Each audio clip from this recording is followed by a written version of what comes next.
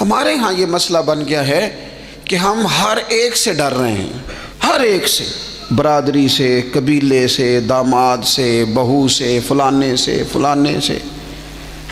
میں نے دیکھا بڑے بڑے لوگ ڈرتے ہیں۔ آپ اگر ناراض نہ ہوں تو بعض والدین ہیں جو اولاد سے ڈرتے ہیں۔ ہاں میں نے کچھ ایسے دنیا دار پیر دیکھے ہیں جو مریدوں سے ڈرتے ہیں۔ میں نے ایسے لیڈر دیکھے ہیں جو اپنی عوام سے ڈرتے ہیں۔ کیوں؟ اس لیے کہ میرے نبی پاک علیہ السلام نے فرمایا جو رب سے نہ ڈرے پھر وہ سب سے ڈرتا ہے، اور فرمایا جو رب سے ڈر جائے اللہ مخلوق کا خوف اس کے دل سے نکال دیا کرتا ہے۔ یہ رب سے نہیں ڈرا تو یہ سب سے ڈرا ہے، اگر رب سے ڈرتا تو کسی سے نہ ڈرتا۔ اور حضور فرماتے ہیں دو خوف اللہ جمع نہیں کرے گا۔ تم اگر بے خوف زندگی گزارنا چاہتے ہو نا دنیا میں تو ایک خوف پیدا کر لو، وہ رب کا خوف ہے، بے خوف ہو جاؤ گے۔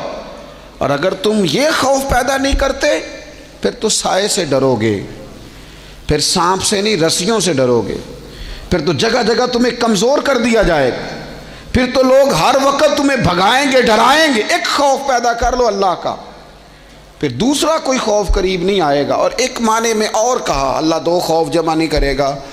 حضور فرماتے ہیں تو دنیا میں رب سے ڈر جانا، رب تجھے آخرت میں نہیں ڈرائے گا۔ وہ جو اللہ کے ولیوں کے بارے میں کہا لا خوف علیہم ولا ہم یحزنون، کیا معنی ہے؟ دنیا میں انہیں صرف اللہ کا خوف تھا، باقی کسی کا خوف نہیں تھا۔